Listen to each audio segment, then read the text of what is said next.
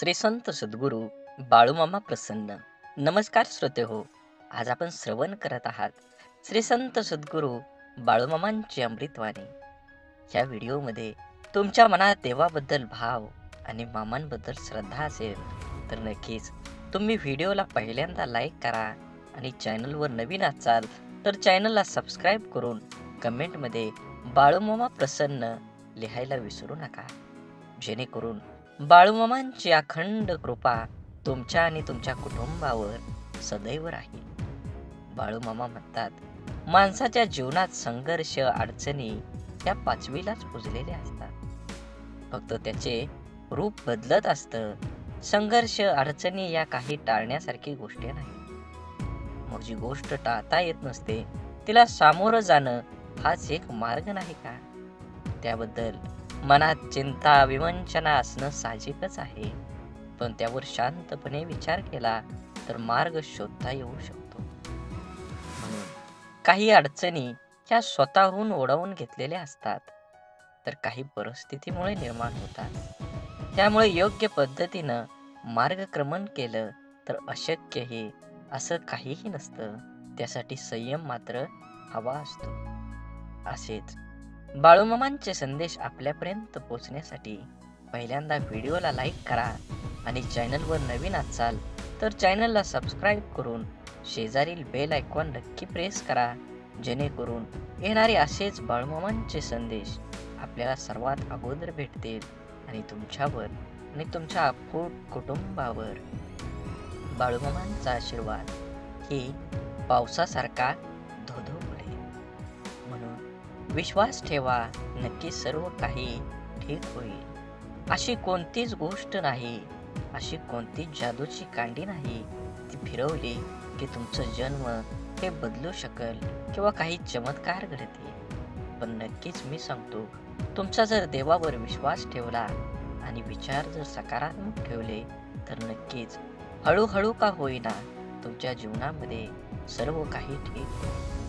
फक्त तुम्ही तुमच्या कर्माशी प्रामाणिक राहिलं पाहिजे आणि कर्म हे करत राहिलं पाहिजे. कर्माचं फळ योग्य ते तुम्हाला मिळणारच आहे. ते फक्त तुम्ही संयमानं जेवढं घेता येईल तेवढं तुम्ही त्याचा पाठलाग केला पाहिजे. आणि शेवटी बाळूमामांसारखी दैवी कृपा ही तुमच्यावर अखंड राहणार आहे, हे तुम्ही लक्षात ठेवा. कोणत्याही कामाला जाताना तुम्ही कुठलीही भीती बाळगू नका. तुमचं काम हे पूर्ण झाल्याशिवाय राहणार नाही. फक्त मनात बाळूमामांचं नामस्मरण करत राहा, नामात राहा. अखंड बाळूमामांचा आशीर्वाद तुमच्यावर राहणार आहे. आपल्या परंपरा रूढी अशाच मागच्या पिढीपासून पुढच्या पिढीला येत असतात. त्या सगळ्याच योग्य असतील किंवा सगळ्याच अयोग्य असं होत नसतं. या जगात सगळंच टाकाऊ आणि सगळंच विकाऊ असं काही नसतं. काही दिखावही असतं, पण दृष्टी असली की त्याचा योग्य अर्थ लक्षात येतो. सगळेच प्रवाह काही गढूळ नसतात. काही वाहता वाहता नितळ होत जातात, काही साचून गढूळ होतात. त्यांना निवळण्यासाठी प्रयत्न करावे लागतात. मनावर चढलेली जळमट धुवायला वेळ द्यावा लागतो. सुरुवातीस अपवाद असतात, नंतर तीच रूढी बनते आणि नंतर प्रघात होतो. असं आयुष्यात चालत असतं. आपण काय स्वीकारायचं हे आपल्या हातात असतं. म्हणून प्रत्येक माणसाला ईश्वराने मेंदू दिला आहे, पण त्याचा योग्य वापर करण्यासाठी खरं तर दुसऱ्याबद्दल मत बनवत असताना ते विचारपूर्वक बनवावं. नेहमी टीका करू नका. दुसऱ्यांच्या चुका शोधू नका. स्वतःच्या चांगल्या वाईट गुणांचं स्वतःच परीक्षण करून पहा. इतरांमधील चांगले गुण शोधून त्याचं कौतुक करायला शिका. सतत वाईट शोधायला हवं का? कधीतरी इतरांबद्दल चांगला विचार करायला काय हरकत आहे? दुनियादारीच्या काही अस्पष्ट खेळापासून वाचवण्यासाठी, मनाची इमानदारी कायम राखण्यासाठी चांगले विचार हे कधीही चांगलेच असतात. पण आपल्याच लोकांच्या मायेची ऊब, प्रेमाचा ओलावा वाईट विचारांनी कारस्थानाने त्याने रोखला जात असेल तर अशा आचरणाचा काय उपयोग होणार? चांगले गुण योग्य विचार जर अशा व्यक्तींना ऐकूच येत नसतील, तर ती अशी नाती, मैत्री व उपयुक्त ही की त्रासदायक हे ज्या डोळ्यांना दिसतंय ते खरं असेलच असं नाही. म्हणून सत्य परिस्थिती जाणूनच इतरांबद्दल निर्णय घ्यावा लागतो. जीवन खूप सुंदर आहे. फक्त आनंदाने आणि समाधानाने ते जगता आलं पाहिजे. जीवनात तुम्ही तुमच्या कर्माबद्दल प्रामाणिक राहा. तुम्हाला त्याचे योग्य ते फळ मिळणार आहे. जीवनात संयम ठेवा. एक दिवस असा येणार आहे की त्या दिवशी तुम्ही समाधानी राहणार आहात की जे कर्म तुम्ही केलेलं आहे त्याचं रूपांतर आपल्याला आहे तसं चांगल्या फळात मिळणार आहे. हे तुम्ही लक्षात घ्या.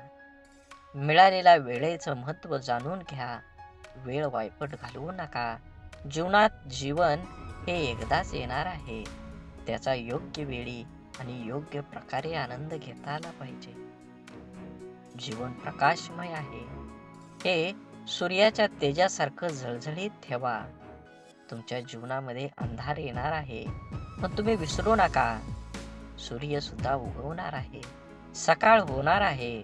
म्हणून त्या सूर्याची आणि त्या पहाटेची आणि त्या दिवसाची तुम्ही वाट बघत तुमच्या जीवनाचा गाडा तुम्ही पुढे ढकलत चाललं पाहिजे. जीवन म्हणजे चालणं आहे. जो थांबला तो संपला. म्हणून जीवन निरंतर जगण्यासाठी तुम्ही त्यासाठी पाठलाग केला पाहिजे. तुमच्या कर्माचा योग्य तो वापर करून तुम्ही तुमच्या जीवनाला आकार द्या. मिळालेल्या वेळेला वायफट घालवू नका. जे जमल तेवढं जास्तीत जास्त नामस्मरण करा.